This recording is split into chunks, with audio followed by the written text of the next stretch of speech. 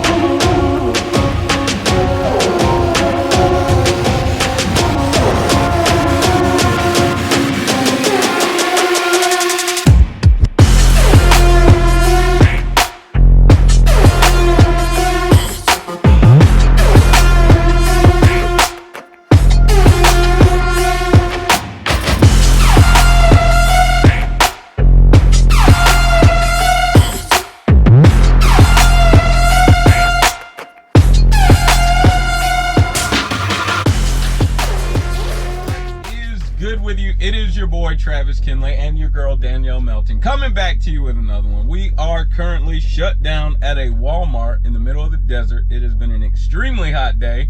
I actually would have recorded earlier. I planned on recording earlier because, like, you know, just real quick, like, you know, the app Trucker Path, you know, you look up truck stop where you're going to shut down that later that day or whatever.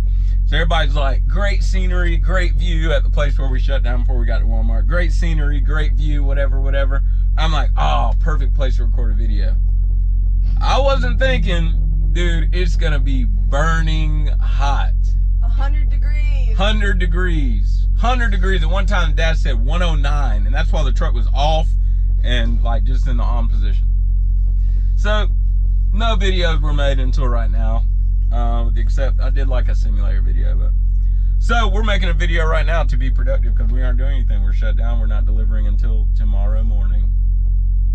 So we're chilling. But today we're going to talk about dealing with anxiety, driving with anxiety, being a truck driver with anxiety. And my good friend and co-driver Danielle Melton has dealt with anxiety, deals with anxiety sometimes, and she is going to, like, really help me with this. So, like, Danielle, can you, like, just kind of explain what is anxiety like? What does it feel like? Because I've never felt it before. So. Okay, so anxiety, as you all know, most of you might know, manifests itself in many different ways with different people. So anxiety isn't always rocking back and forth, can't breathe, you know, super, super huge panic attacks, but it can be, for me, it feels more like wolves nipping at my heels. Like, there can be no threat, there can be no real danger, it's not the end of the world, nothing's really going to happen if this situation isn't solved right now, but that's what it feels like. It feels like an immediate threat. And sometimes for me it's fast breathing, or I feel like I can't breathe. I might feel like I lose my vision, not literally, but I'm so honed in on the anxiety that I'm not paying attention to my surroundings. Things like that. Man, I've never heard you describe it as wolves nipping at your heels. I think that's very interesting. It's a very interesting example. Man, dude. Oh, man.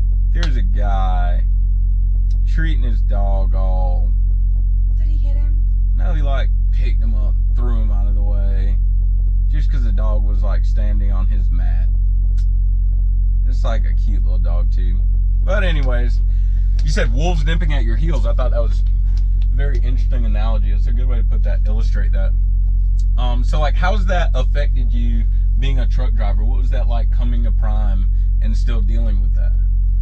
Well, actually, in a lot of my everyday life, it never really, it didn't really affect me too much, but when you're driving a huge vehicle that potentially is 80,000 pounds, it's a lot different. So things as small as being in the right lane and seeing traffic merging, like my first week driving, my first month probably, I had an internal panic attack every time I had to figure out, well, am I going to get over for traffic to merge, or am I going to speed up so they can get behind me, or am I going to slow down so they can get in front of me? And it was just, you know, things that can easily be solved that would really get my blood pumping, my heart racing. Oh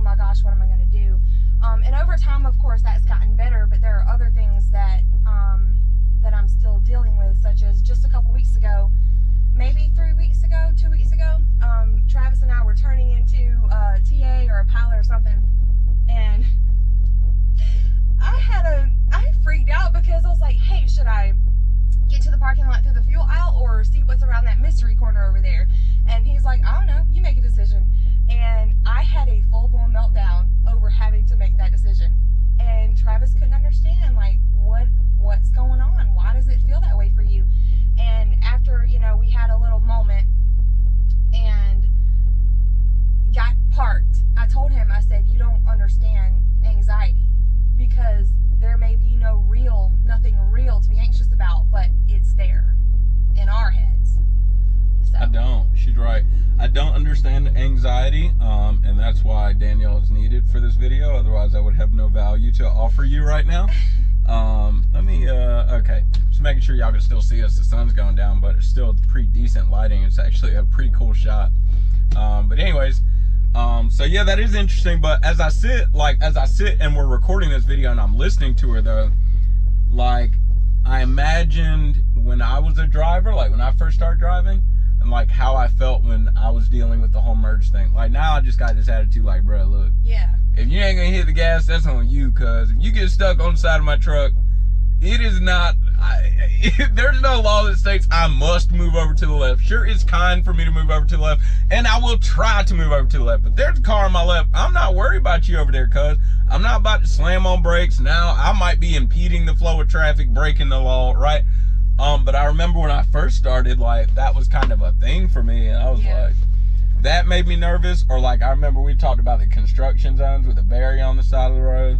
That made me nervous to the point where I was staring like 5 feet right in front of my truck, and I'm like, man, I gotta keep straight away. I'm gonna hit the barrier. It's all gonna be over. They're gonna fire me, you know. Same here. I would slow down to 35. I actually had a driver behind me, or you know, maybe it wasn't the one immediately behind me, but my first week in TNT, someone comes over the CB radio and goes, "Oh my God, Prime! No one told you to go 35 miles an hour." And I was like, yeah. Yeah, so like me not dealing with anxiety, I guess I imagine, like, what if, even though you're all nervous and everything, what if that was like 10, 15 times worse or something like that? Or like, what if, you know, you actually experience, excuse me, what if you actually experience like, you know, bodily changes where your pulse is picking up or your breathing is shallowing out, and like, I get chest you know, so I don't know. So it's just interesting listening. Okay, so like, is there anything you've done to like relieve the pressure, to try to kind of mitigate those effects, or to redirect your mind? Is there anything you've done since starting, you know, with Prime and dealing with that and saying, hey, look, I need to do something about this? Is there anything you've done? Okay, so since getting on the truck with Travis, there are probably 2 or 3 things that I've currently been trying to put into action in order to combat anxiety and those feelings of the sky is falling. So one of them is breathing, because either I catch myself hyperventilating or holding my breath, which both are bad. So I work on deep breathing, you know, 4 deep breaths in through my nose, slowly out through my mouth, and so that helps, especially in moments where I feel like traffic is getting crazy, or something as simple as when I'm backing and I feel everyone is looking at me or judging me because I'm not doing a great job. I have to take a moment and it doesn't matter what they think, just let it go. Something else that Travis actually helped me start doing is when I would get into one of those situations where I felt overwhelmed and I felt myself starting to shut down with anxiety, he said, don't talk, just do it. Don't say it, just do it. And by that he means when I'm saying, oh my God, what am I going to do? Am I going to get over? How am I going to do this? And that right there just feeds the fire. That's fuel to the fire. And so he actually got me to start just either saying it in my head or saying out loud, don't say it, just do it. And so even though I'm saying something calm and collected, and I'm starting to think about, you know, what I have to do to resolve whatever this problem is. And the third thing Travis is helping me with is being prepared. So I've realized, especially today, that one of my biggest triggers for anxiety is simply not being prepared. So taking off out of the truck stop without remembering, am I going north or south? Something as simple as that. Or which way goes towards the fuel aisle and which way goes to the exit. And not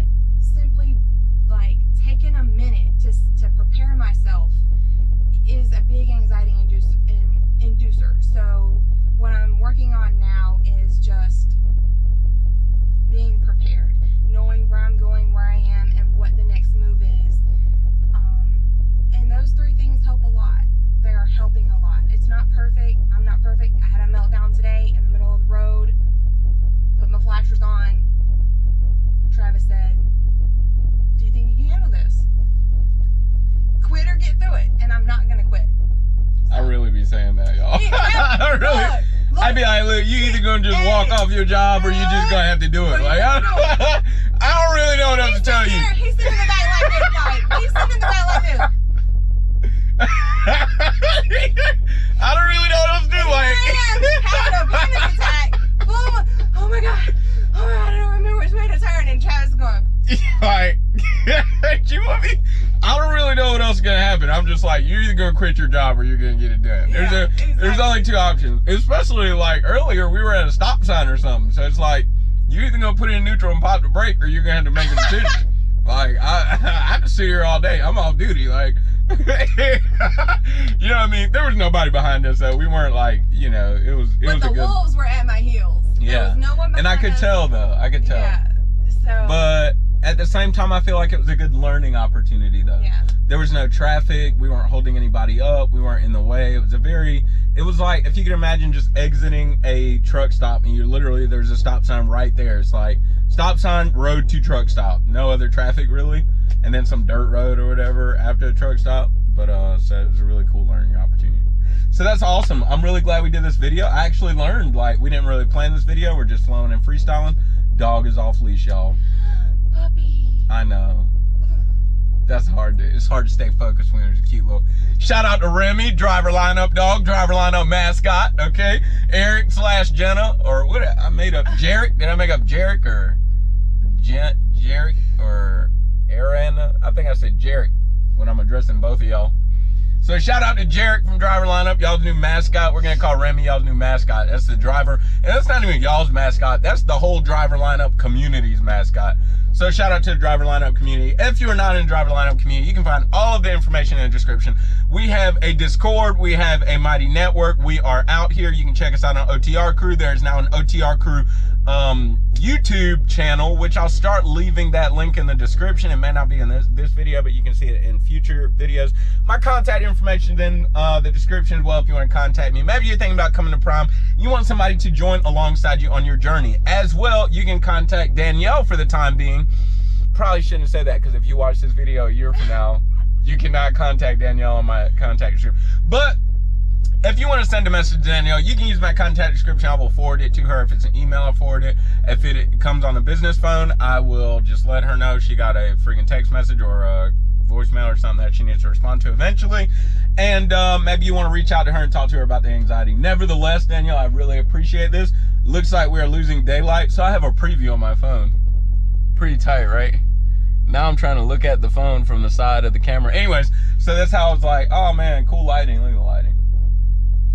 Yeah, pretty straight lighting. So anyways, I hope y'all appreciated the video. We're about to chill. I think we're gonna drive to the 90. We got some cooking that we want to do so we can eat and then relax. So you already know what the business is. We are checking out. Travis, Kinley, Danielle, Melton. Like I always say, find you somebody to love. I love y'all dearly. Remember, it's not about what you believe. It is why you believe it. And live free.